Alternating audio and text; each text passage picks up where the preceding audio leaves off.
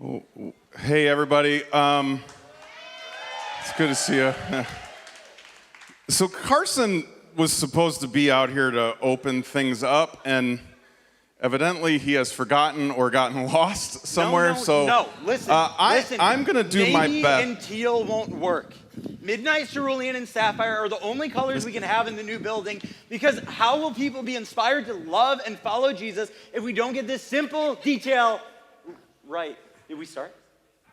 Yeah, bro, like 5 minutes ago.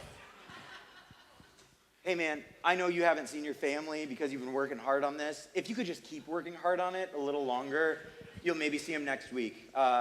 Jesus loves you. Okay. I'm so sorry. Thanks for joining us. Yeah, it felt kind of important. And I'm glad you're wearing your power suit. Yes. It's good. It's real good. I clearly did not listen to your talk this morning at all. Somebody said sinners wear suits, and I'm like, you listened to the wrong talk this morning. That was not what I said. Hey, I figured that it would honor everyone's time really well if you helped me out with a couple things that I had to do before we got started tonight. Okay. I know These are important things, right? Super This is an important night. No, it's so important, and I just need your approval on a few final thank you notes that we need to send out. Is that cool? Right now. Thank you notes? You want to write thank you notes? Yeah, but the problem is like this whole thing gets a little better. Like, it would be so much more inspiring if we had music.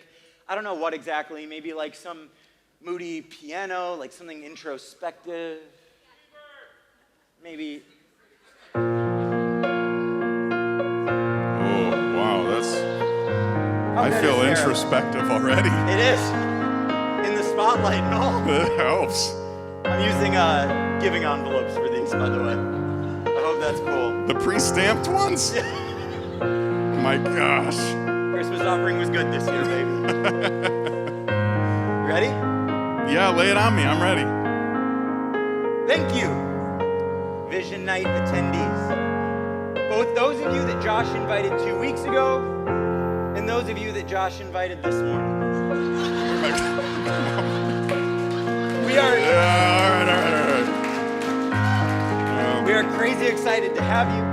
We hope you walk away inspired with a firm grasp of what's coming next in the history of Great Lakes, but hopefully no more last-minute invites.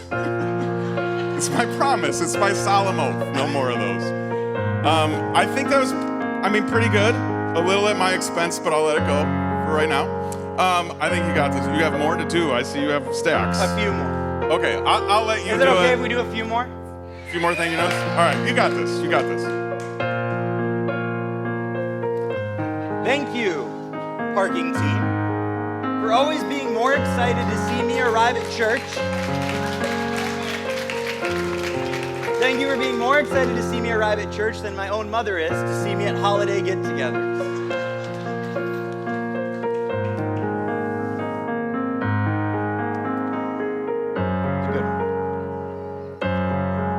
Thank you, kids and students volunteers, for enduring boogers, vacuous screaming, and countless sticky services so that our next generation can know Jesus personally. But seriously, why is everything so sticky?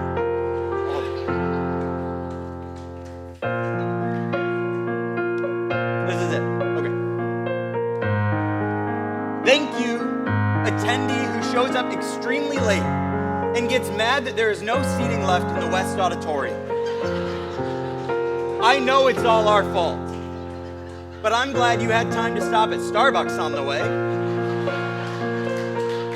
Now go enjoy your Trenti Triple Whip Captain Crunch Mocha Supreme in East.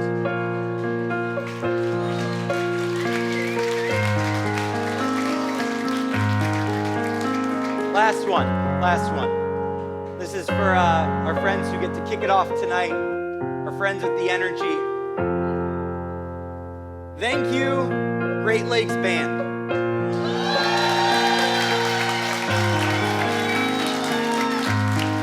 For always leading us in songs of our faith.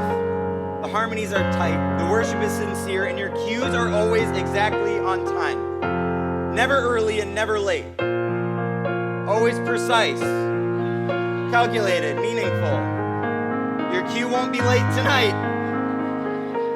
I'm glad you're gonna play when you're ready to play. You're so on point, band. Your cues, band. Your cues, band!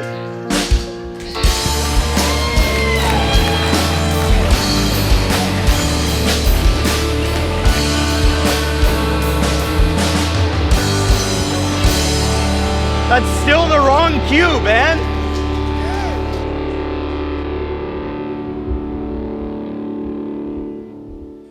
Welcome to Vision Night, everyone. Go ahead and stand and sing these songs with us. We're so excited that you're here tonight.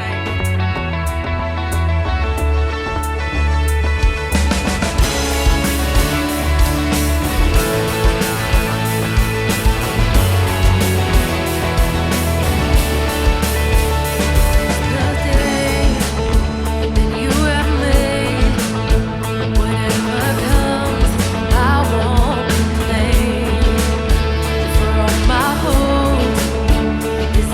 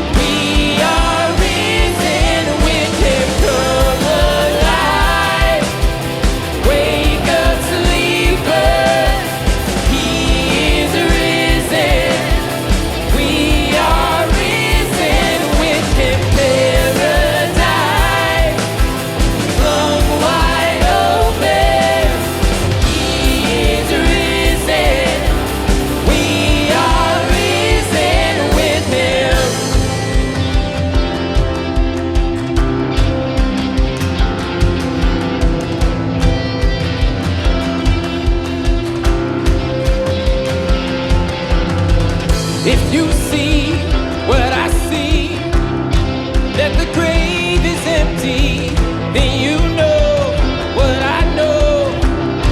Anything is possible. If you see what I see, that the grave is empty, then you know what I know. Anything is possible. Do you see what I see? Do you see what I see? Do you see what I see? I see silence, I see wonder. Do you see what I see? I see lightning, I hear thunder. Do you see what I see? Something stirring 6 feet under. Come alive, wake up, sleeper. He is risen. We are risen with him. Paradise flung wide open.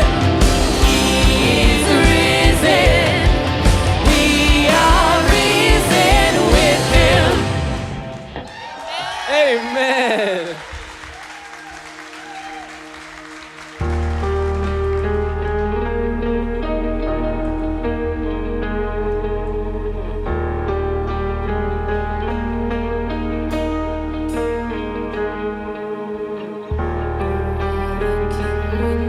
To wash my feet, prepare a table for his enemies.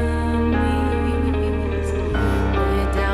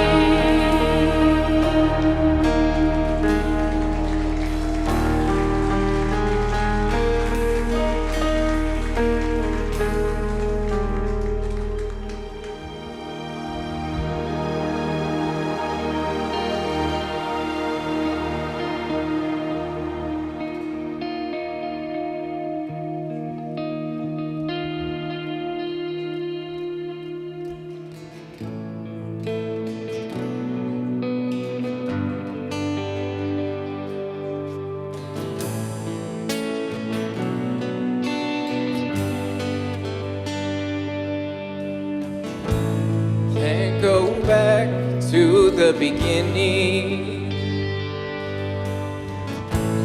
and control what tomorrow will bring. But I know here in the middle is the place where you promised to be. If you know the words, sing it out. I'm not enough unless you come. Will you meet me here again? 'Cause all I want is all you are. Will you meet me here again?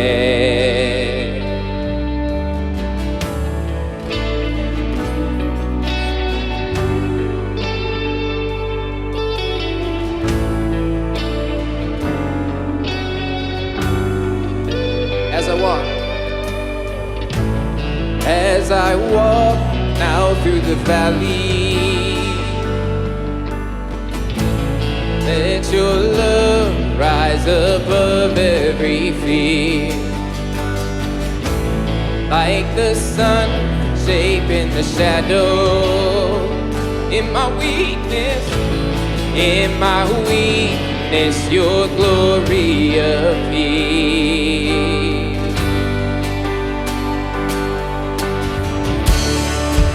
I'm not enough unless you come.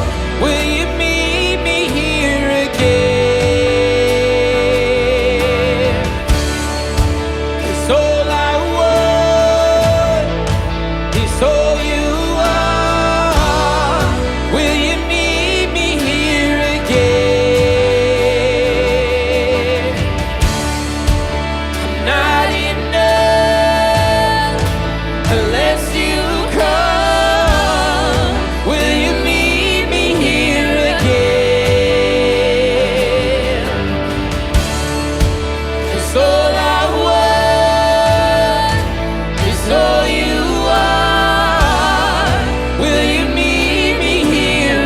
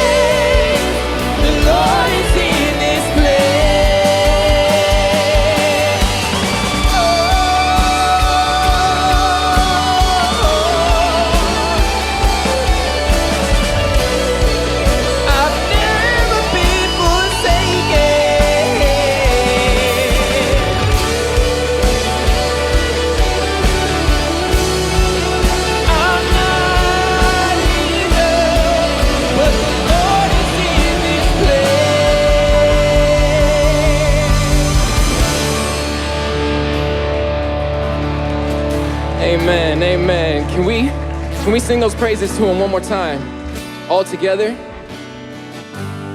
Sing I'm not enough. I'm not enough unless you come.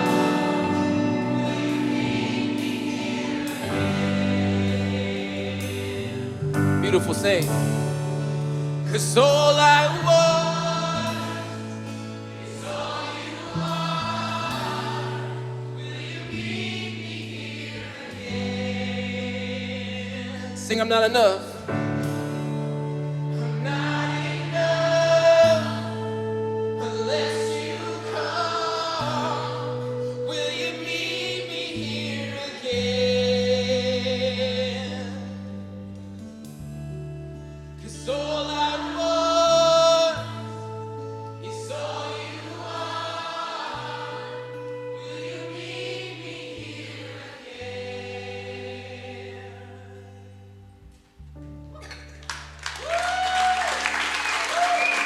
Let's go ahead and pray together. God, we are overwhelmed. It is evident that you are in this space. You are in this place. You are amongst this community. Every single time we get this opportunity to meet together. And Lord, we ask on a night like tonight where it feels electric and so exciting, like we're all here because of you. And we ask, Lord, that as we go throughout this night, that just continues to be at the forefront of our minds. That you light this room up. You light this community up. You fill us with your love so we can go out of here and just show everybody how incredible this is. This feeling is of knowing you. We love you, Lord. Be with us tonight. In your name we pray. Amen. Thank you guys so much. You can go ahead and take a seat and we'll continue on. Hey, can we say thank you to our band? Amazing job. Thank you guys so much. I know that we did a lot of thank youing at the beginning of our night together, but there are a few that I want to make sure I say right out of the gate, because I don't want to get to the end and forget. First, I have to say thank you to our staff. These folks have flexed with me a lot, especially over the last 24 hours. Thank you guys so much. I want to say thank you to a few volunteers, teams in particular. One, there wasn't supposed to be all of that food until about 2 o'clock yesterday afternoon. And our volunteer events team came together and put on the smorgasbord of the century. So if you can hear me out there, thank you guys so much for that. I've joked with some of you, but I'm not joking. It is a 5-plate minimum tonight, so get busy. Get busy. Last, I have to thank our band and our tech team. Most of them did not go home today. They did services this morning and then stayed all afternoon to prep for tonight. So if you guys can hear me, thank you so much for all your sacrifice. Yep. It's funny, people ask me a lot lately, do you get nervous when you go out to speak? And the answer is no, not here, not at home. Every once in a while, when I go out and I'm getting to speak at camps or other churches or whatever, I get a little nervous. But I'm nervous tonight. Not because I'm worried about what I'm gonna say, but because I believe what we're gonna talk about is so important. And I believe that what we're gonna share with you is vital to our future as a community. And there are gonna be moments, I'll warn you right out of the gate, where you're gonna wonder, why are we getting so granular? Why are we hearing about all of these kind of nitty-gritty details? And the answer is, this is your church. And we want you to own it. We want you to know all of what's going on all of the time so that it can be a blessing to you and to the people that you invite. We want you to know what's going on in every nook and corner of our church, even when you're in this room, because there is a million other things going on. But before we get to the granular, I want to start with what I'm going to call the global, and that's our mission. We say this statement a lot around here. It's put on things we print, and it's put on walls, and it's framed, and all of those kinds of things. And I'm going to remind you of what it is in a second. But here's what I want you to think when you hear the idea of our mission, and anytime we use that going forward, it is based, or it is a version of what people call the Great Commission. And the Great Commission is what Jesus said to his disciples just before he ascended to heaven. So he had died, he had been resurrected, he had spent time with his disciples, and it was kind of the last thing he told them before he left. And he said, I want you to go into all of the world and teach them about me and baptize them and make them into followers of me. So anywhere you go, to a church like ours, or even churches close to ours, if you ask them what their mission statement is, it should sound like ours. Because it is the global mission of the whole church. Church Big C, not just Great Lakes Church. We might word it a little bit differently when you go church to church, but over and over again, you're gonna go, that sounds familiar, that sounds familiar, that sounds familiar. So when we say that we want to help people find and follow Jesus, we are saying, yes, Lord, we will do what you told us to do. We will go out into our communities and into our workplaces and into our families, and we will help people find and follow Jesus. Is the job ever done? No, because there's new people every day. And so we don't get tired of it. It's why we say it all of the time. In fact, I just want you to know, I see part of my job being to say it so often that you get sick of me saying it. And that's right when I'm not saying it enough, so I'll say it more. Because I never want us to get it twisted. I never want us to start thinking this is about something other than that. I never once want us for 1 minute to do something because it would just be cool. Our staff would attest to this. If we can't answer the question of how it's going to help people find and follow Jesus, we don't do it. This is the filter through which we run everything, because it's what Jesus told us to do. So that's global. When we start using words like vision, we called this night Vision Night, vision is something a little bit different. It's not as global, it's local. Now, these are my definitions, by the way. If you go talk to some other leader, they might say, no, he's full of it. Let me tell you what it actually is. This is how my brain works. Mission is global. Vision is our local contribution to that global vision. Another way to think of it would be, if we did this, then we would put a rock in the bucket for the global mission. We would move the needle if we did this thing right here. And for us, that's southeast Wisconsin, northeast Illinois. We have actually a really large region of people that we're reaching, people that drive quite a ways. I met a gentleman today, he told me, I watch from South Carolina on a pretty regular basis. So it's not even just here, but we are gonna do the best we can with here.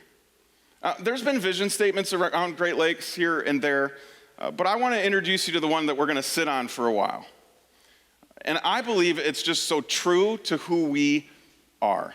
Our vision is to be a church that unchurched people loves to attend.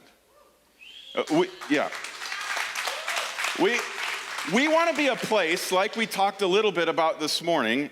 It sounds weird, but it's almost like our founding fathers here at Great Lakes set out to do. We want to be a place where you don't need church experience. We want to be a place where you don't know all the right words and you're not all put together.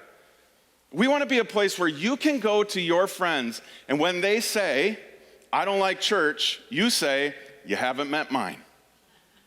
Because we're for unchurched people. We're for people that don't like going. Andy Stanley said this recently, and I so appreciate it. He said, inviting people to church that don't like church is like inviting somebody that doesn't like sushi out for sushi. Which I can tell you, you're never going to get me to do.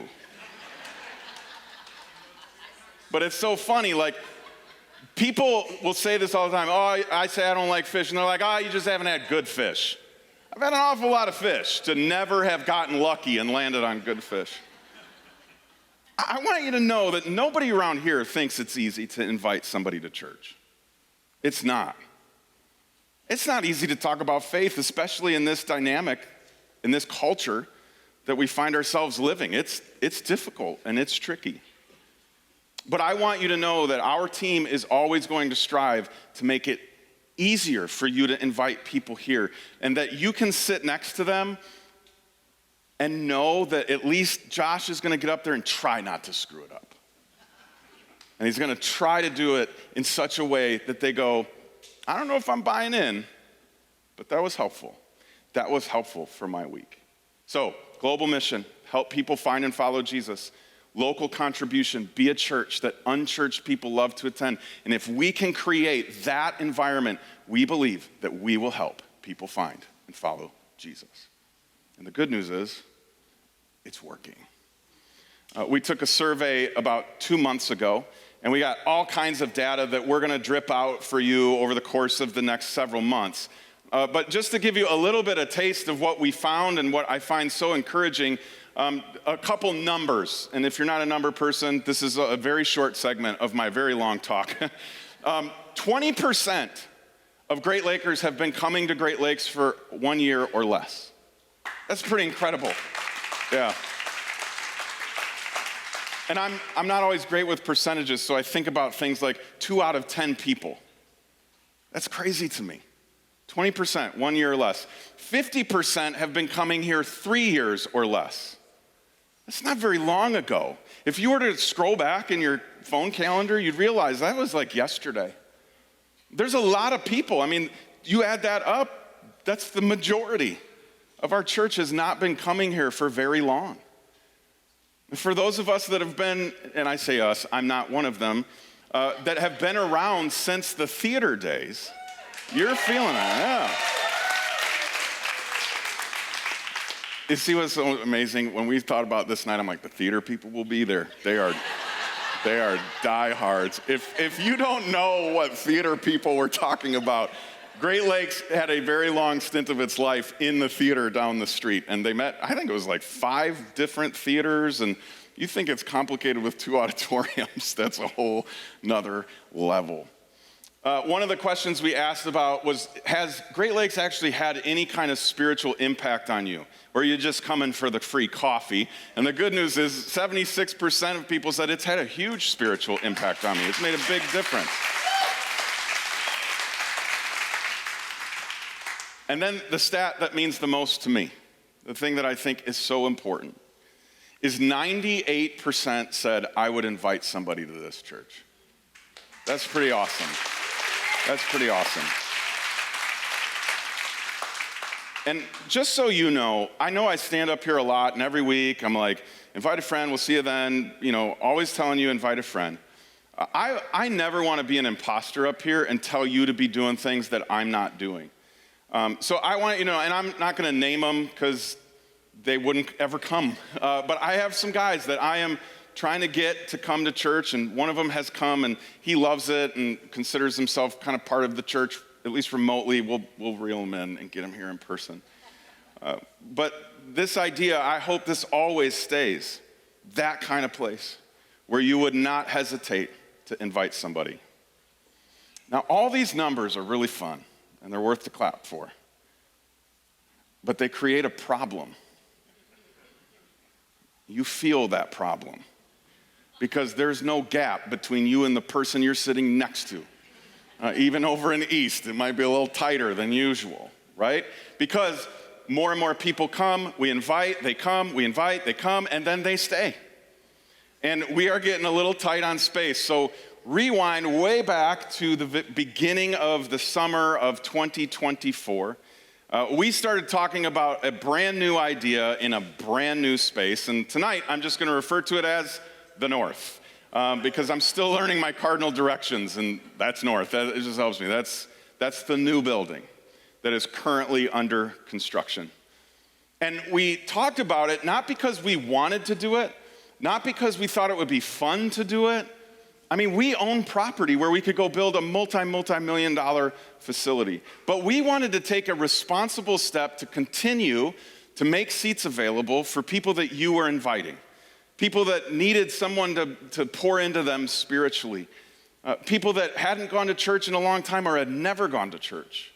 And so we found and were blessed with a partner who owns this property that said, I think we can make a way. We can figure this out, and we can do it in a way that is not going to hamstring your ability to do ministry going forward. So way back in October of 2024, the property started being excavated. You can remember this is when, and there's some out there now because they're now building another building, but there was big tractors and all the kids loved it. And well, I loved it too. I thought it was pretty cool. And don't tell anybody, but I climbed around on them a little bit, pretending to be Bob the Builder for a day. And we set a pretty audacious goal. I don't know if you remember this, but back in that moment in the summer, I said we're going to start in October, and we're going to set this crazy idealistic goal, and we're going to move in there by April of 2025. We're going to celebrate our Easter in the new building. Yeah, it was exciting. Then we started building said building. And if you've ever put tile in your house, you know no construction project ever goes according to plan. And it never goes according to the timeline. And so we've had not hiccups. It's not even like anything's gone wrong. It's just some things have taken a little longer to process and get done than we wanted them to. And then we have contracted out a really amazing company that's helping us. It's called Integration. I'm learning a lot of new words in this process. They integrate all of the new technology and lights and projectors and all that stuff into the building for us. And they said, listen, it would be foolish for you to break open your brand new building on the biggest Sunday of the year when everything could go wrong. And I said, I will listen to your wisdom. And so we are revising our plan slightly, very slightly. We are going to have Easter here in our existing place, and you heard about it this morning, and we'll tell you about it again before we let you go. So on the 19th, 20th, we'll have 5 services between the 2 days in order to get everybody a seat in this room. But then we get to May. And our goal is to have a soft launch in our new building on May 18th. So, yeah. Here's what I want you to know. When we say soft launch, we're talking about just for you. We're not going to put it out on the website. We're not going to make social media posts about it. We're not going to put it in the paper or any of that kind of stuff. It will be basically like the Sunday before. We're going to stand up here and go, good news, we hit the deadline. We're having church over there next Sunday. We'll see you then. So we're really, really excited about that.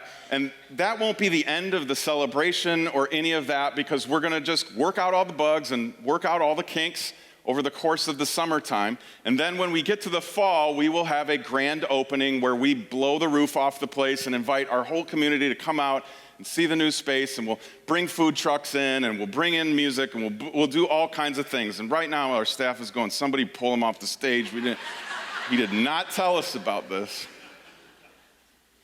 But we want to give everybody a really, really great experience. And so our team's getting in there and getting it and done and going and breaking it in some ways will be a really, really good thing. And the good news is we'll still be within a year of when we started. And you need to understand that's still kind of a big deal. And this isn't me trying to pitch you the cup is half full. But to go from grass to a fully functioning building inside of a year is pretty miraculous. And you don't know his name. Yeah. You don't know his name, and he would get very angry if I said it to you. But we are forever indebted to the man that owns this property and makes it possible for us to do all of this craziness. I mean, you know what it's like. If you've ever invited somebody, they go, well, where's your church? And you go, it's in this industrial park. It's you got to go under the highway before Menards, but after Quick Trips, and you know what I mean? But that's what makes Great Lakes awesome, right? Is that we don't need big fancy building or anything like that. It's just this amazing community that meets in this big, well, in our mind, big fancy building. So the overall layout of this year is not overly complicated. And the way I've chosen to look at it is, for this time, we've been building a building. for this time, we're going to build out our strategy. And that's really what we're here to talk about tonight.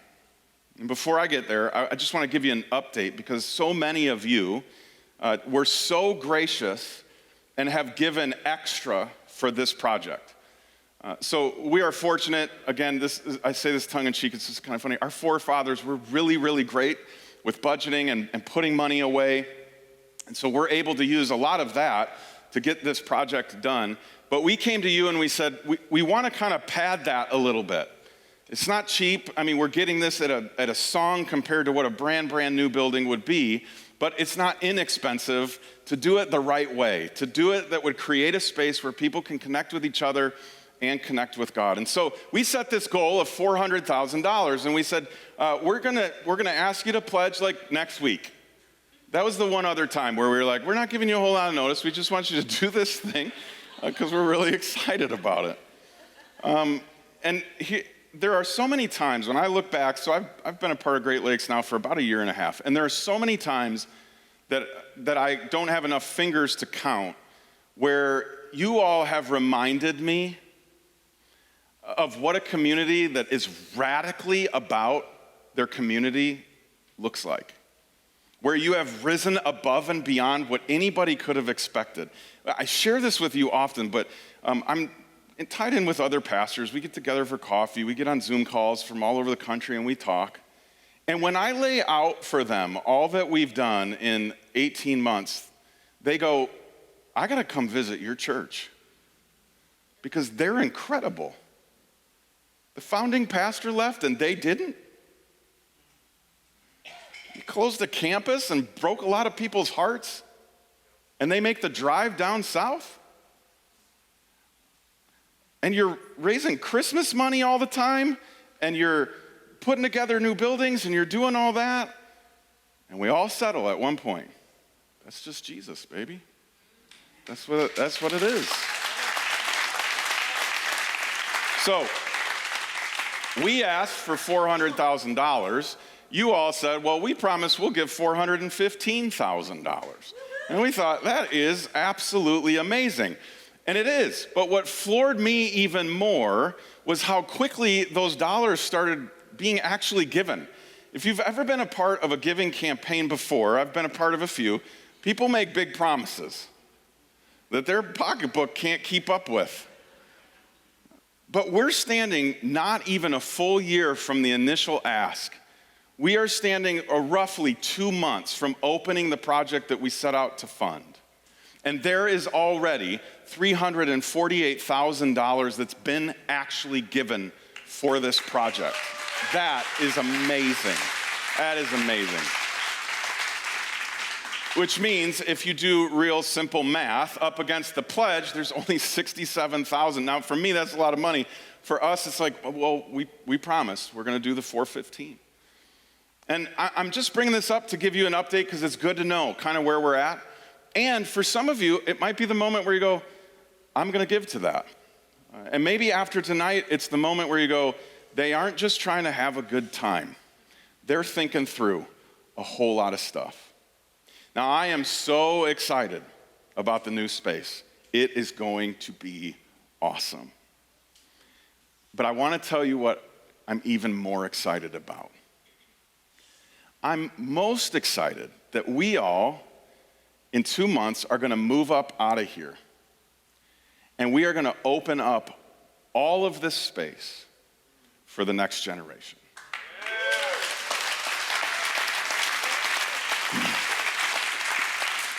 One of the things that makes me so proud of our community and so happy is that we put such a high value on our kids and on our students. Think about this. Our kids and students will officially have a larger footprint than the adults at Great Lakes Church. That is pretty amazing. They have this whole space. And we've talked about this some. Our high school and middle school students are going to move into this auditorium. Our 4th and 5th graders are going to move into the one across the way. And then our kids will be able to expand a little bit. Our toddlers will be able to run a little bit more. And as we've thought about that, that's infinitely more complexity than we currently have. How do you manage a whole building? It's crazy enough to manage just a hallway with a bunch of kids down there. And so we made the decision, and our board made the decision, that we needed to expand our next generation team. And so I am really excited to introduce them to you. They're led by McKenna Ellis, who's our next gen director. And you're gonna get to meet them all right here.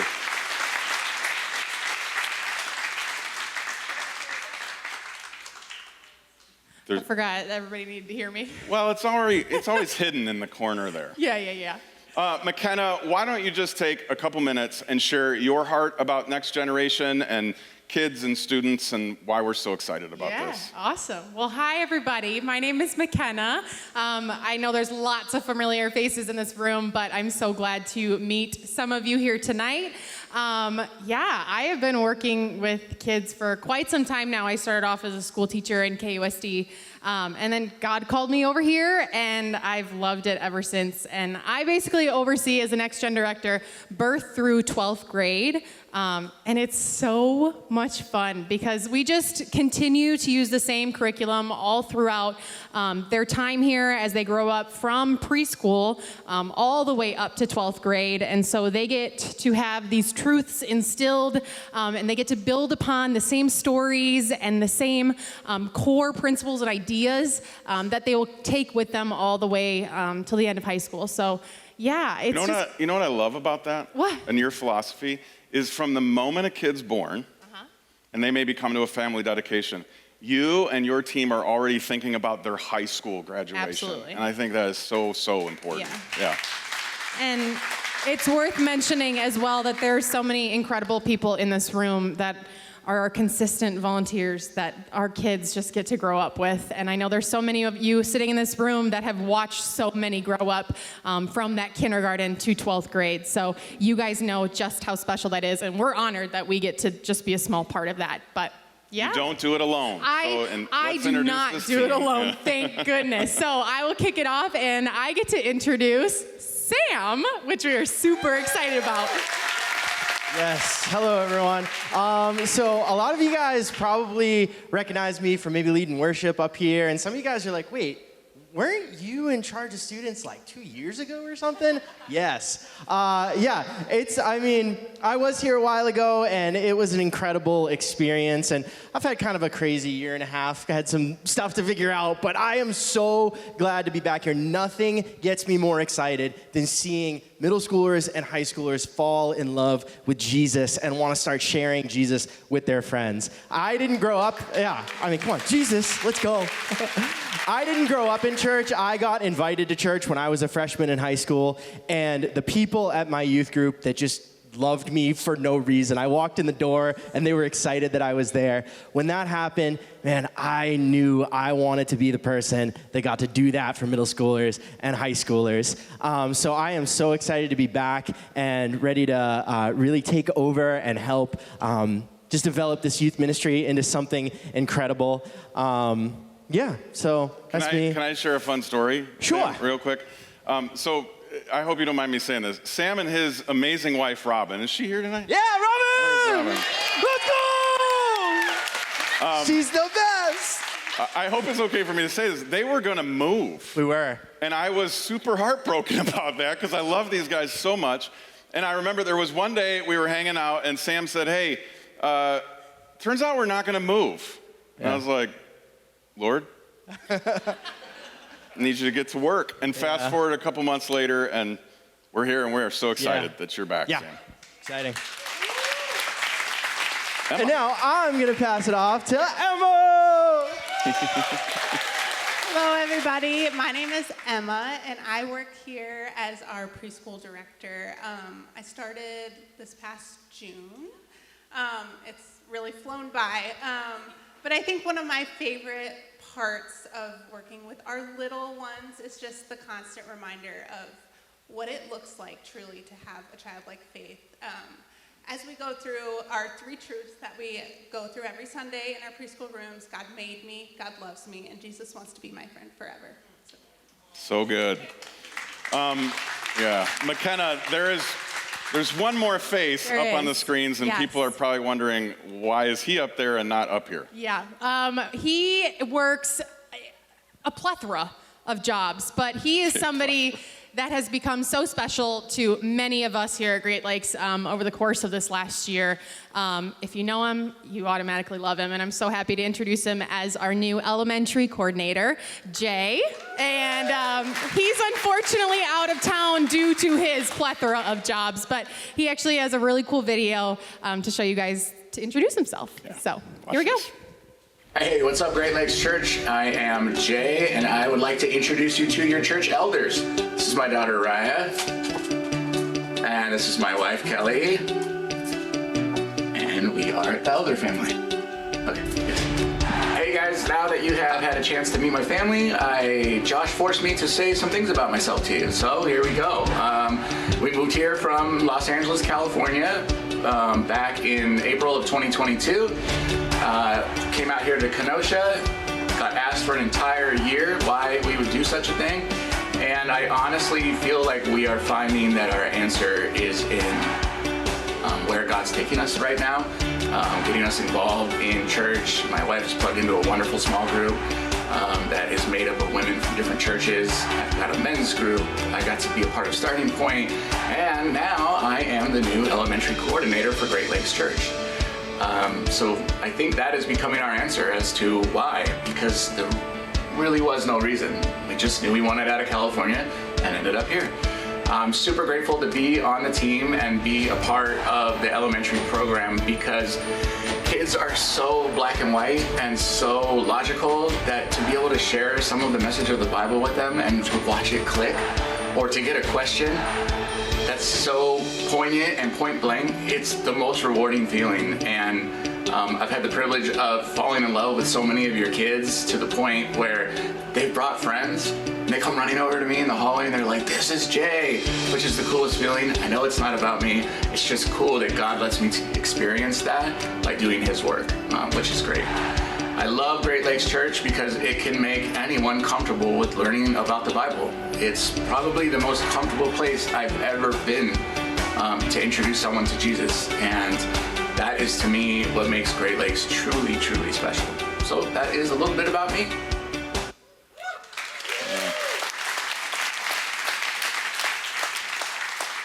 So here's what's so cool. Not only does our next generation get the largest footprint of any ministry in our church, they also have the largest staff team of anybody in our church. That's how much we care about your kids and your students. And they are in great hands, I can promise you that. Thank you guys so much for coming out. Thank you guys. I'll see you back here. Yeah, you're coming back. You're coming back. Okay, so we've talked a little bit about the building. We've talked a little bit about our next generation and how we're going to do that over here. We need to talk about how we're going to do things over there and going forward, because it's a whole new dynamic. The second you open new space, everything gets a little bit more complex. And we want to remain effective. We want to continue to be that environment where you love bringing your friend. And so we're going to talk a little bit about strategy. And strategy, it answers the question of how. If we're going to be a church that unchurched people love to attend, that's helping people find and follow Jesus, our strategy is the things we're going to do, maybe sometimes in certain orders and in certain places and at certain times, that are going to help move the needle on that. And our strategy boils down to 3 essential ideas. And again, this is where you might go, why are we getting all the nitty-gritty? Because we need your help. And we need you to understand this. And we need you to not have it memorized or any of that. We'll remind you of it plenty of times. But we want you to have a general idea of this is how things work. So if you're going to break it down to 3 ideas in our strategy, idea number 1 is we want to endear our community. And by community, we mean our city or our region, the places where people live and have their being, right? They go to jobs, they go to schools, they go to all these places. We want to be a community of people where our city, Kenosha, or our city, Racine, goes, we are so glad that they are here. We are so happy that they show up and they do their Christian thing in our city, because their Christian thing makes a huge difference for everybody that lives here. I have this crazy, insane, ridiculous dream. And it looks something like this. When you go on Kenosha's website and they list all the reasons to move to Kenosha, they list Great Lakes Church. I have this dream that people would go, of all the cities that I could move to in all of the world, even like Jay and his family that lived in LA, we're moving to Southeast Wisconsin because I want to be a part of what that church is doing. I want to be a part of that community that loves their city so much. This is why we do things like bring a food truck to Indian Trail School and feed lunch to our teachers. This is why we show up in the middle of the summer and help teachers at several schools downtown move classrooms. We want them to go, I don't know if I agree with the Jesus thing, but man, they make a huge difference in our city. There are things that you may not even know about, things like an organization called Kids Castle. They're an after-school daycare that works out of KUSD, but when schools are closed, they can't operate. So they called us and said, can we use your building? We didn't hesitate and said yes. You can come use our building anytime the schools are closed. And here's why we said yes. Because someday will be the day that they decide they want to go to church. And the cool part is they've already been there. And when they sit down with their little kid and they say, hey, we're going to go to church, and their little kid says, I don't really want to go to church. Church is boring or whatever. They can go, well, you know where you were for Kids Castle last week? That's the church we're going to. And all of a sudden, the guard is lowered. So we're always going to be dreaming about ways that we can use Christmas offering and budget money and volunteer time. And this is why we do Shalom Center and Sleep in Heavenly Peace and One Hope and all of those places right here in the city. Because we want our city to be glad that we are here. Second part of our strategy is we want to inspire our audience. Anybody that decides to walk in our doors, whether that's a Sunday morning, a Wednesday night, or even a Sunday night, we want people to be inspired. Ultimately, we want them to be inspired to follow Jesus. Our hope is that when people walk in and they have an experience in our auditorium, they walk out thinking a little different than when they walked in. They walk out dreaming a little different than they walked in. They walk out behaving a little different than when they walk in. So we put a lot of time and a lot of money and a lot of resources into this experience because we believe that this can be a real turning point for people.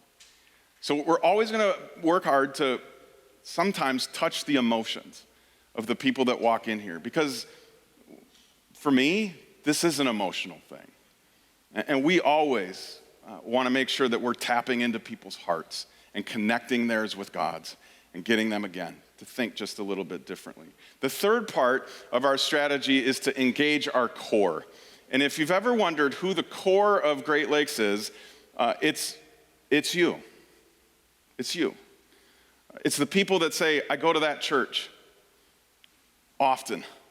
I volunteer at that church. I give to that church. I'm connected in a group at that church.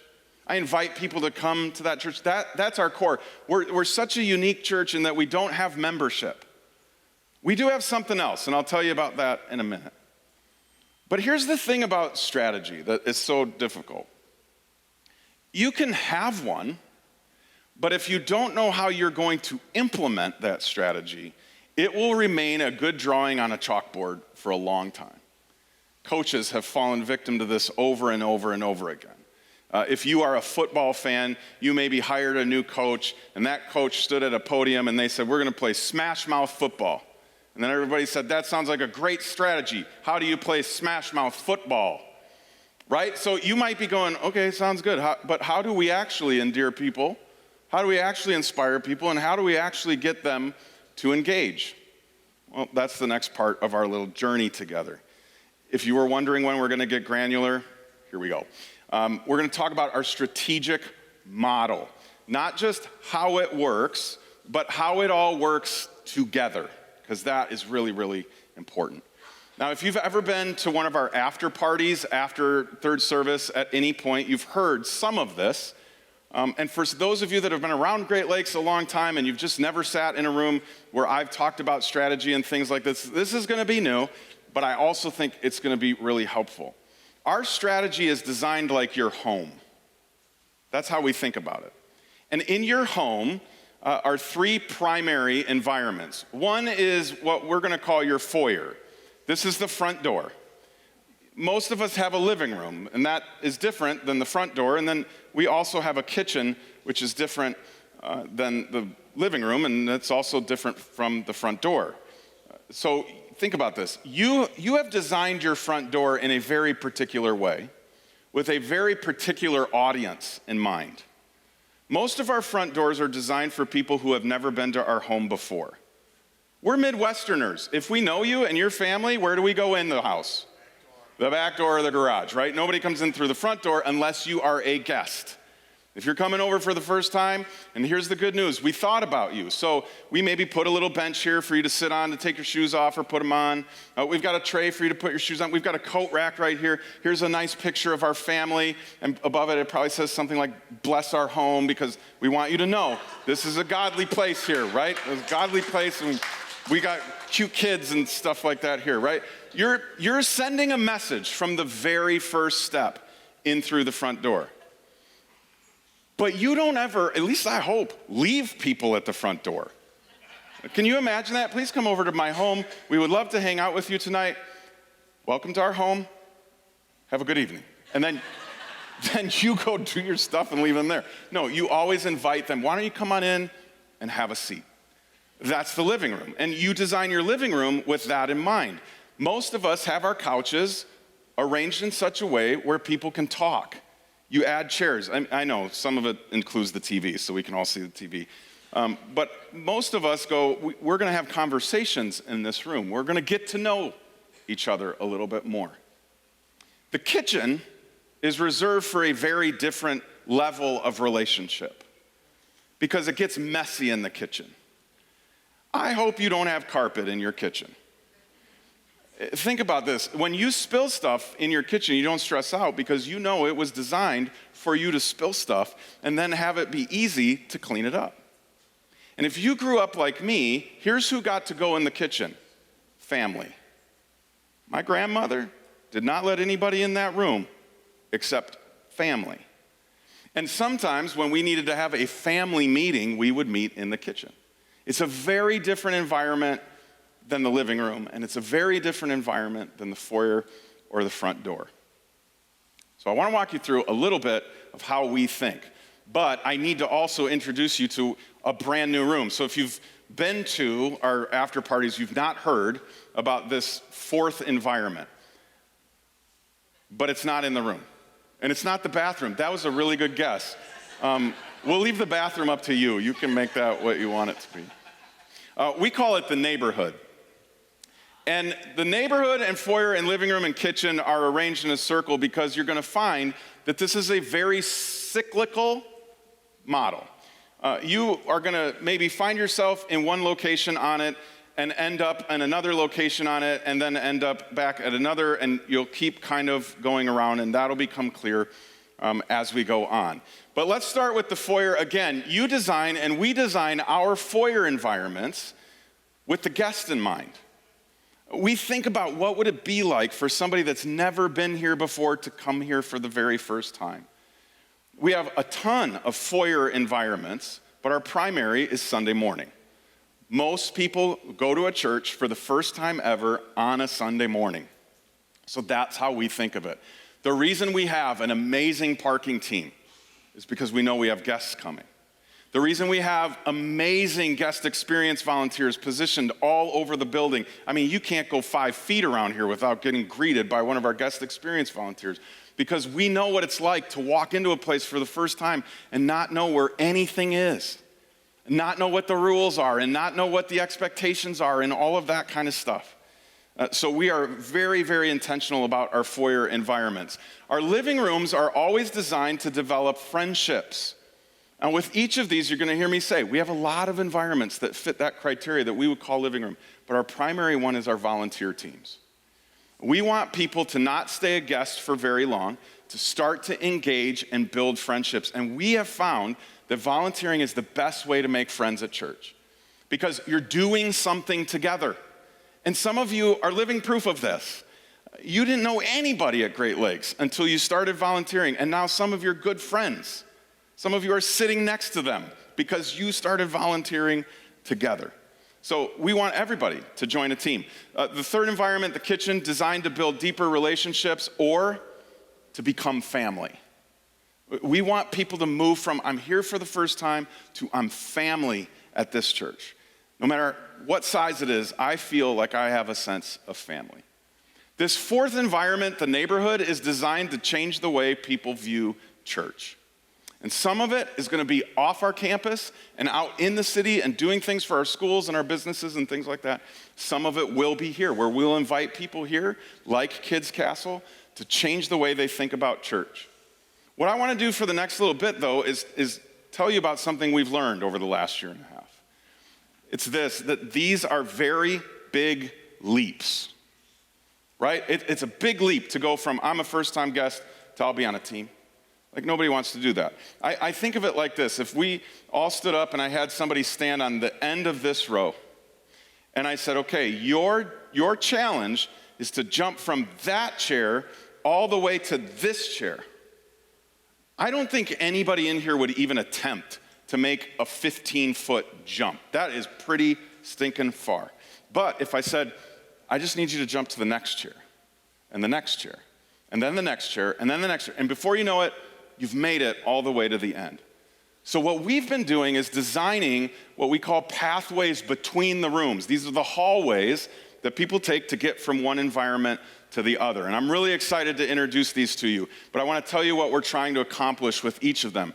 As we move from the neighborhood into the foyer, we want to build trust. Before anybody's going to trust Jesus, they got to trust a Christian.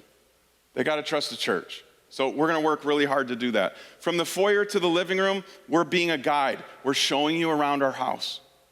We're showing you the places that you can get connected and you can get involved and you can start to make this your church.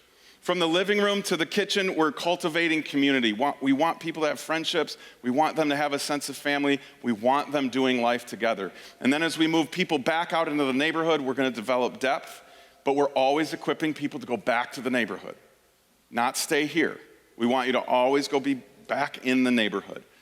So what we've done is we've said, we're going to work on this in a little bit, but we're going to focus on this a whole lot, the bottom half of this strategy, because it's the places where we've found the most gaps and the most difficult of leaps for people. So we have 6 brand new environments that we are going to introduce you tonight.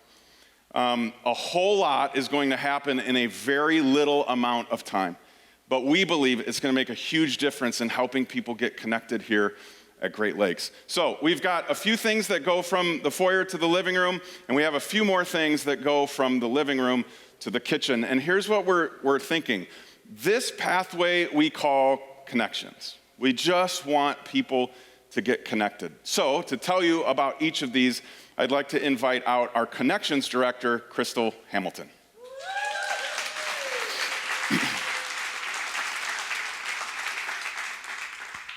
We even changed your title for this thing. Sure did. Yeah. There's been a lot of change. Maybe changed it twice. Yeah, I think so. Yeah. But it's fun, right? Yeah, it keeps me on my toes, for sure. Yeah. All right, let's start with the first one in this pathway. We call it the suite. Can you tell us just a little bit about what the suite is and maybe even when we're going to start it? I sure can. First of all, are there guest experience volunteers here tonight? I just want to say thank you from the stage. We love you. We love you. We love you. You know that. Anyways, the suite. The suite is going to be a new environment. This is going to be the first place that any of our first-time guests will go to. And when we start this, which happens to be next week, you're going to see this next week for the first time. It's going to be at the entrance of the East Auditorium on the north side. We're building kind of a fake temporary room. Yes, it's a fake temporary room to get you ready for when we open our new building, which we will have a permanent location. This space is going to be for our first-time guests. It's going to be a welcoming environment for them to get to know others. So they get a chance to meet a volunteer, a staff member, and then they get time with Josh as well to be able to be invited to our next space, if you will. But what we really want out of this is that people get to come there, they get to have a positive experience where they get to meet someone so they are known and they get to be known by somebody else and they know someone. And it's super quick, right? Like it is, we're not it's asking real people quick. to stay for the rest of the day, it's a couple minutes. Exactly. So you invite a friend, say next week or 2 weeks from now. It's like Josh invites you to go to the suite to meet him and some others. You get to take your friend over there, and it's going to be like a 5-minute experience where they get to meet a couple people. So yeah, it's and gonna be great. we're really just trying to get connected with them. Think Absolutely. Of them, this is the way I've been saying it. You can think of it as like a connection card with skin on. Yes, I love that. So Yeah. if you Is that gross, or can we go with that? No. Okay. This is All right. good. This is good. Okay. So right now at our Next Steps desk, it's very kind of transactional. It's like we ask you to go there to fill out a little connection card on our iPad, and then we give you a gift. We will be giving a gift as well, but it's going to just be a little more relational, and it's going to be more people-y. Yeah, hyper personal. Right? Hyper personal, yes. that's Okay, good. so that's the suite, and Yes. you mentioned we're going to invite them to the next environment, Yes. which we're calling What's Next. Exactly. Tell us a little bit about that. Okay. So yes, once they come to the suite for that first time, they're going to get invited to What's Next, our second environment. And in this space, they're going to get an opportunity to hear about who we are and what we do and why we do it. So you're going to hear about our vision, our mission, our strategy, and then they're going to be able to have a time where they get a little tour, and they get to have a lunch and a Q&A with Josh. Yeah, So, it'll be yeah, super fun. it'll be Again, great. The theme here is personal, Yes. but not huge steps. If we were going to accomplish one thing, what are we looking to do here? One thing here would be we want them to understand, like get a handle on who we are. We just want them to be able to walk in, say their second or third week and go, I really understand what Great Lakes is about. And they're either with us or they're not, but I think they're going to be with us. They're going to love it. Yeah, it's kind of like a mini after party. Absolutely. Yeah. And we're just going to do it more often because then we don't have to tell them to wait 3 months. So Like we have it every other often. week often. Like every other week often, yes. It'll be So awesome. you're going to have a lot of chances to invite friends and know that they can get connected pretty easily. So somebody goes through What's Next, then we invite them to the next space, which we're calling Serve Now. Absolutely. So yes. So after What's Next, when they attend there, they're going to get an invitation to Serve Now, our third environment, if you will, in Connections. And that's where they're going to get an opportunity to hear about all of our volunteer opportunities, and many of you are a part of those, and they're going to get a chance to even like shadow those of you that are volunteering and hear a little bit more about what we offer for them to get connected and build friendships. It's going to be really great. It's going to be something where they can get connected, learn how to serve Jesus by serving others right away. It's kind of a backstage pass kind Yes, of it absolutely is. So again, if you're going to take like is one central idea, what would that idea be for this environment? Yeah, so really, we want people to understand that by serving others, they're serving Jesus. And so being able to do that, pretty early on, if they feel like this is their church home, we want to give them that opportunity. Yeah, I'm so excited. And I know it sounds like a lot, but when you lay it out over time, it gives everybody the chance to jump into these environments kind of at their own pace, but they never have to wait long Absolutely. to get into them. Well, we'll be offering them often as an every other week for What's Next and Serve Now. They don't have to go right into that the second or third week they're here, but it's offered to them. And so that way, if a month later they decide they want to, they can jump right in. So we're going to start the suite in a week. We're going to do a That's right. temporary version of it Yes. to kind of get our feet wet. And then I think it's just after Easter, we're going to launch into What's Next and Serve Now, That's right? exactly right. So right after Easter, we're going to give everybody a few weeks to kind of get on that list to be able to be a part of What's Next and Serve Now. And after Easter, we're going to get that going. So you're going to see some of this implemented very, very soon. Yeah. And we're all very excited about So it. excited. Thank Yeah. you so much, Yeah, Crystal. thanks, You're the guys. best. Again, all of this, like, you don't have to have this memorized. We're going to tell you about it over and over and over and over and over again to make sure that you are equipped to invite people to this. The next kind of run, and then we'll begin to wrap some things up, is the pathway that takes people from I'm connected and people know my name and I know some people's names to now I'm ready to start kind of taking the relationship to the next level. I know that sounds weird, but I'm going to start to see this place as family. And this was how serious we got as we started dreaming about what all of this looks like.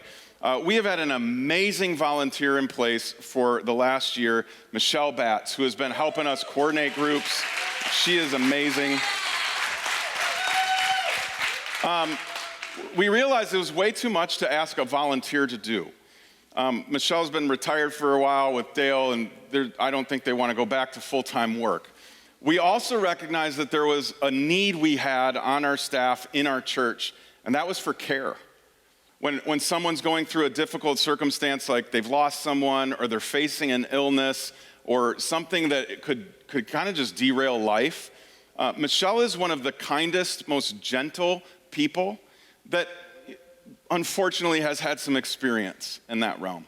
And so I've asked Michelle to continue on our volunteer team as the care coordinator, so that when we find out someone just needs somebody to come alongside of them and hug and listen, Michelle is going to show up. And I am so grateful for you, Michelle, and all that you're willing to do. You are the best.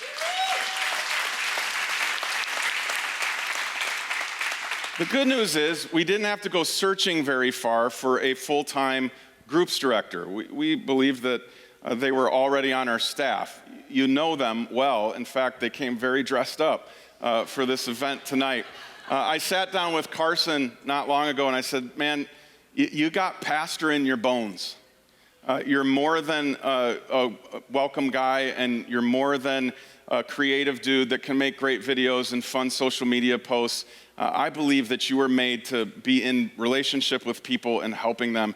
And so I said, I think you should jump over and be our groups director. And he said yes. So Carson's gonna come out and walk us through the next part.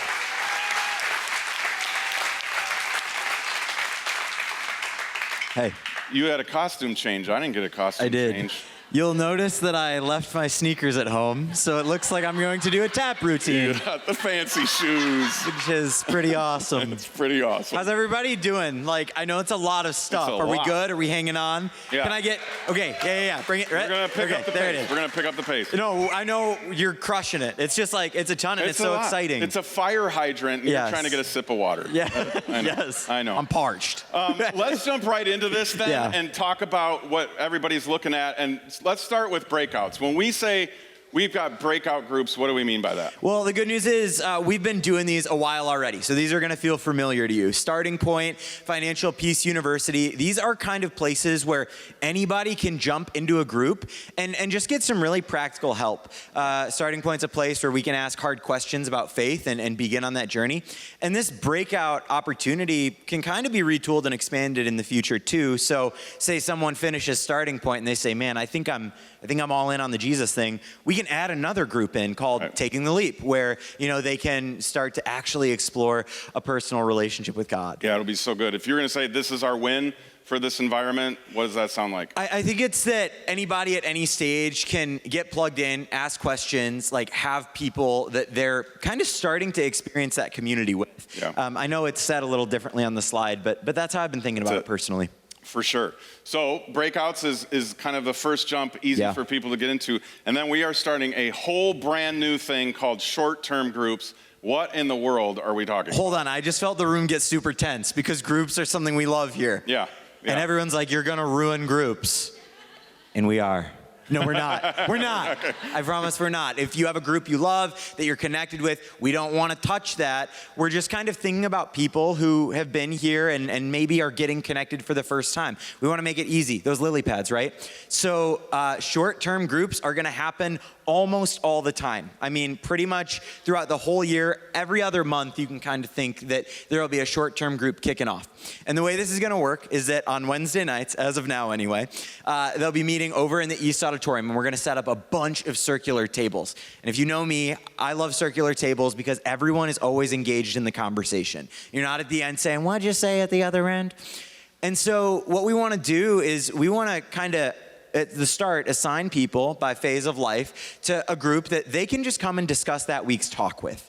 And then hopefully that leads into other meaningful conversations. They start to enjoy the experience. But if after that first week they don't like it, they can change tables freely. We have like a total opportunity for that. And then at the end, they might even be able to take it a step further. But I don't want to get too far ahead. So what are we hoping to do in this one environment, though, if you're going to sum that up? Yeah, I think it's, again, so they start to ask questions in that living room area for breakouts. Yeah. And then when they move into short-term groups, this is really those meaningful connections. This is where it starts to feel like, oh, they care about me like in a way that they'll actually ask how I'm doing. And this is starting to migrate into that kitchen area. So the initial invite will be to just join a short-term group for this series. Yep. So like Unstitutional, we started it, it's about a 4-week series. Yep. We're looking for you to join a short-term group here on the campus for just the series. 100%. Yeah. And then at the end, if they decide they want to stay a group. This is where it gets really fun. Yeah. Because then the group of people, they have a great time at short-term groups. And they're like, we should keep hanging out. We throw them into something called Circle Up Curriculum. And the idea is that this kind of teaches them how to be a small group. I think there's been a lot of wavering on like, how do we coach through leading a small group? What are the actual guidelines of it? This is a curriculum that's provided by the network we're in, and it's gonna give them all the tools they need to succeed. And that way that they can kind of go ahead after this 4 weeks of Circle Up and really just run into whatever topic they're passionate about using Right Now Media or anything else that might be relevant for them as a community. Yeah, and that is a 4-week experience as well. 100%. So there's several points where people can go, I'm out. I don't really want to do this. I'm not vibing with this group or whatever. Yeah. But our goal is that they become a long-term group and stay together. Yeah. Because one of the things we're changing is that we're not doing seasons anymore. A lot of us are used to a fall season and a spring season and a summer season. We're going to use these as kind of our reoccurring groups. Yeah. And then when long-term groups, it's just like, you stay a group forever. Yeah, and hopefully your group grows, and hopefully at some point you all want to invite new people, and you want to keep giving other people that experience you had. And that's the goal, is that it's like contagious in the best possible way. Yeah, absolutely. I'm super excited, bro. Yeah. Thanks for taking this jump. Thanks for letting me talk. You're the best. The best, guys. So, take a deep breath. We're going to bring the band out in just a minute, but I got a couple more things I want to share with you. Notice that we put a start time on this event. We didn't give you an end time, at least if you got invited this morning. Pulling back out, these 6 brand new environments that we're really excited about, again, are meant to be a guide for people to get connected and cultivate community. That's what we care about most. We want people to get connected quickly, move from the front door all the way to the kitchen, because we believe this is where the really, really good stuff happens. This is where life change happens. This is where life together happens. And I told you it was important that you knew about all of that, even though not all of you are going to do it. I mean, most of you in this room are not going to go to the suite because you're not going to be here for the first time again. You're going to be here for the 1,000th and first time, right? But you need to know about it for a couple reasons. You're going to invite somebody to it, and we need you to volunteer in it. That's a lot of places where a lot of people can fit in. And so I want you to just start praying about that and considering that. If you are not currently volunteering, is any of those spaces that we just talked about a space where you could see yourself on a regular basis participating and contributing? Because I really do believe that's where you're going to make friendships that last a very long time. I mentioned earlier, we don't have members here at Great Lakes. There's no membership class. And here's why. Members usually think they have rights. Right? If you're a member at a golf course or you're a member, in some club, you believe that you have some rights to some things. You pay good money for that. We've just never done that here. And to be honest, I'm so glad. Because I would rather have a church of owners. Owners are different because owners have responsibility. Members, think of them like renters, of which I am happy to be one, by the way. But I think I got rights. If you've ever taken out a mortgage on a home, you learned what responsibility was. It's your problem now. And we're not asking you to take on a problem, but we are asking you to go, this is my church. And I can see where that's going to help people that I care about get connected. And I would love to volunteer. And if you already are a volunteer, I'm going to ask you to volunteer for one more thing. I need you to volunteer to invite volunteers. You're the best recruiter. And here's what you can say to people. If you think you're too small to make a difference, you've never spent a night in a tent with a mosquito. Right? The band's going to come out now and lead us in a song, a couple more songs. But I want to introduce you to my favorite number of the year. I don't know if you ever pick numbers, but I picked 57. And here's why I picked 57. Because in 2024, Great Lakes Church baptized 57 people. And here's why we've designed this crazy house. That. We want to help people find and follow Jesus. We want to be a church for unchurched people that don't stay unchurched. And they begin to make decisions in their life that moves them closer to Jesus, to the point where they're willing to stand in front of their family and their friends and say, I am all in, going public with their faith. That's what this is all about. So as we sing these last few songs, here's what I'm going to ask you to do. Don't hum. Don't mouth the words. Sing them loud. Use these words as prayers. Prayers of gratitude and awe and amazement over what God has invited us to be part of together. That's amazing. And it's worth a few more minutes saying so. Will you stand?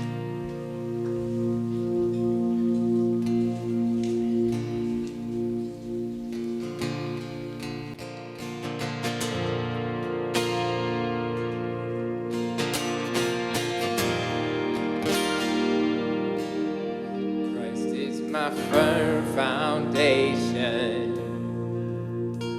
the rock on which I stand when everything around me is shaking. I've never been more glad that I put my faith in Jesus. He's never let me down. Faithful through generations. So why would he fail now? He won't. He won't.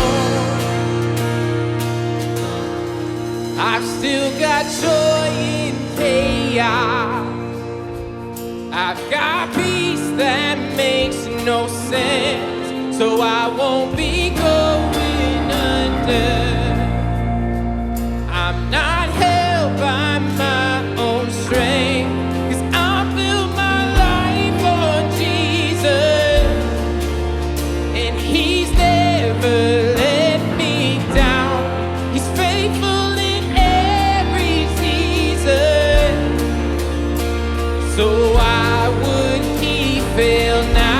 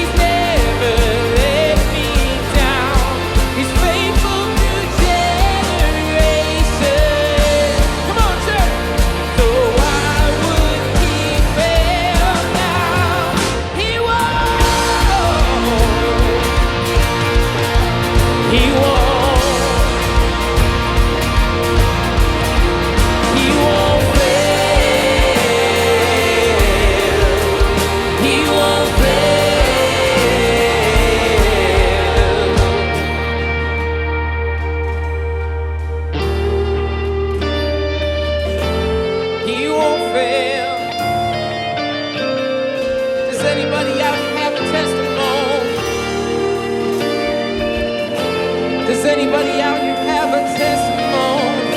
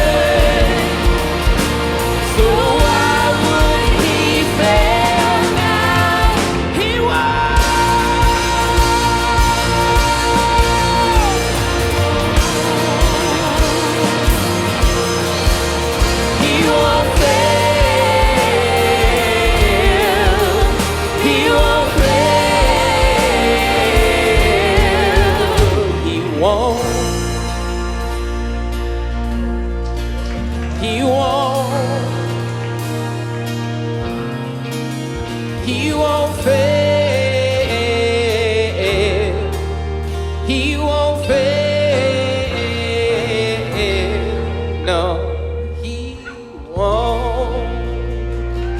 Amen.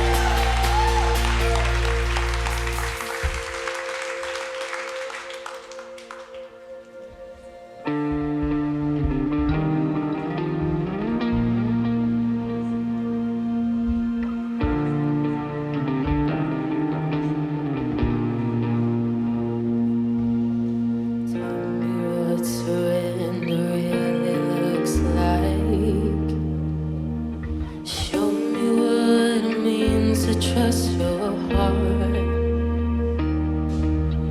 If I'm waiting for the perfect moment, then there's never been a better time to start. You can have it all. You can have it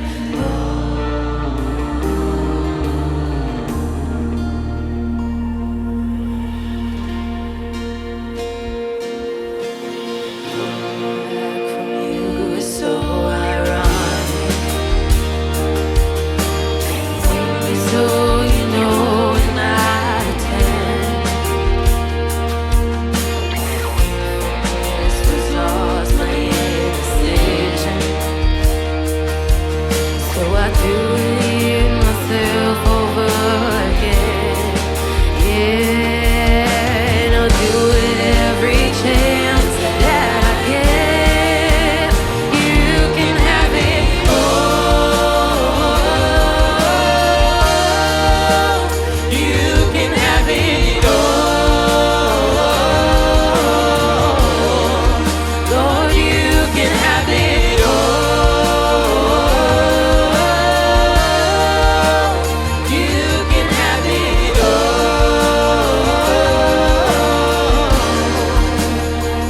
You can have it all. You can have it all. It's not that hard. It's not that complicated to trust in your heart. And that is the invitation. So I'm letting go now.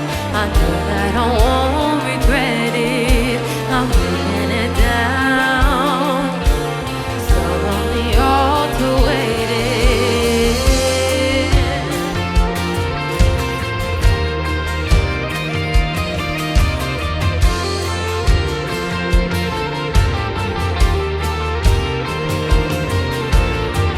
Not that hard. It's not that complicated to trust in your heart. And that is the invitation. So I'm letting go now. I know that I won't regret it. I'm laying it down. It's all on the altar waiting. You can have it all. You can have it all. Lord, you can have it all. You can have it all.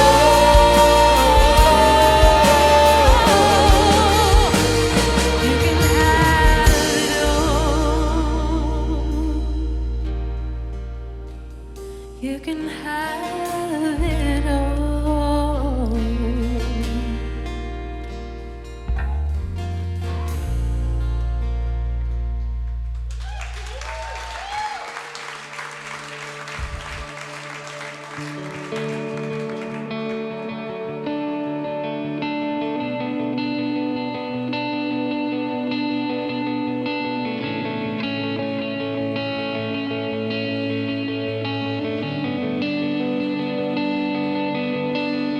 All my words fall short.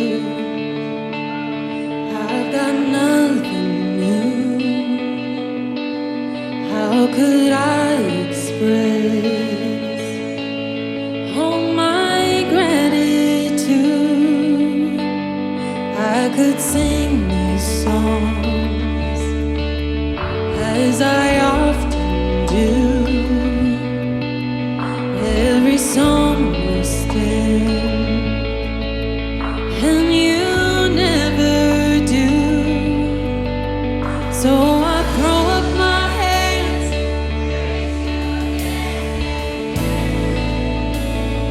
So all that I have is a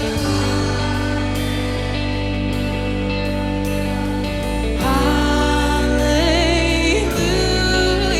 And I know it's not much.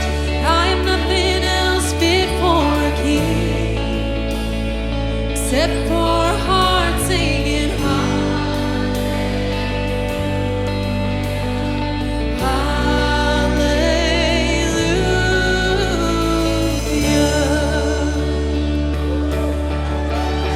I've got one response. I've got just one move. With my arms stretched wide, I will worship you. So I throw up my hands and praise you again and again. 'Cause all that I have is a hallelujah, hallelujah. And I know it's not much. I have nothing else fit for a king, except for a heart singing hallelujah,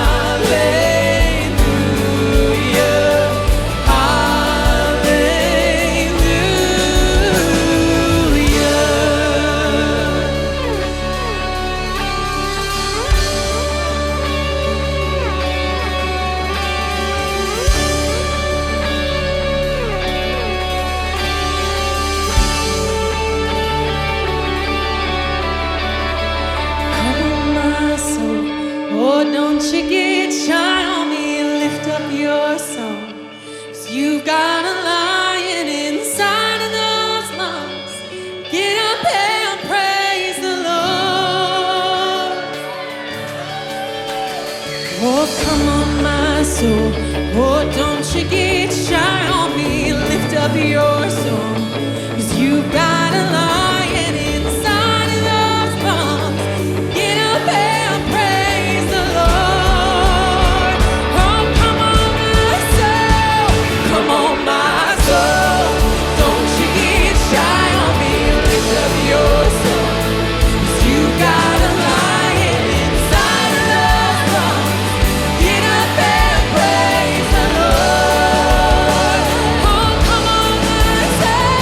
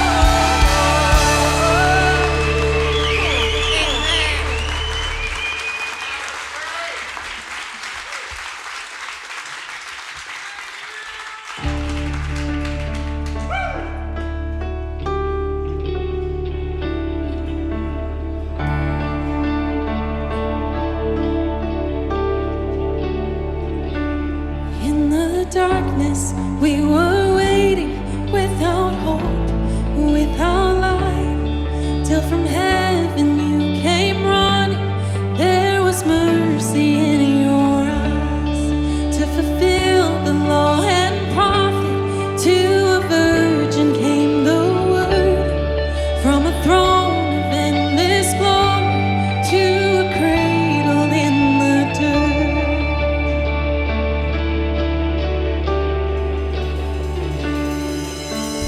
Praise the Father, praise the Son, praise the Spirit, three in one.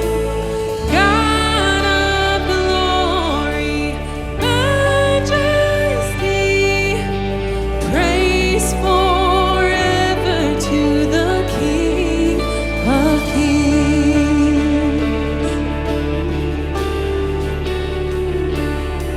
To reveal the kingdom coming and to reconcile the lost, to redeem the whole creation. You did not despise the cross, for even in your suffering you saw to the other side, knowing this was our salvation. Jesus, for our sake you died.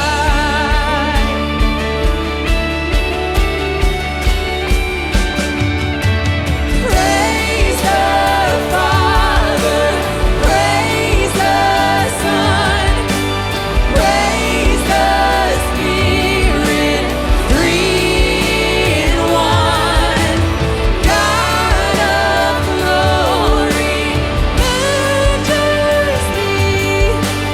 praise forever to the King of Kings.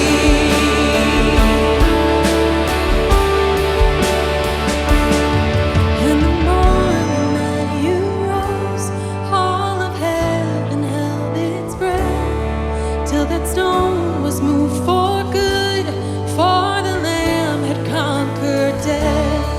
And the dead rose from their tombs, and the angels stood in awe, for the souls of all who'd come to the Father are restored.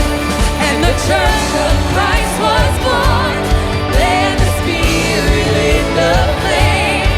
Now this gospel truth of old shall not kneel, shall not faint.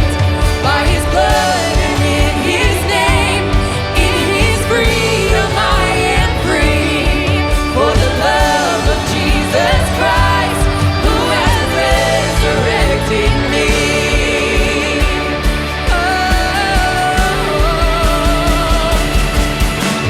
Praise the Father, praise the Son, praise the Spirit, three in one.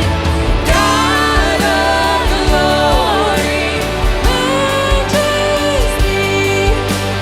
praise forever to the King of Kings. Praise forever to the King of Kings.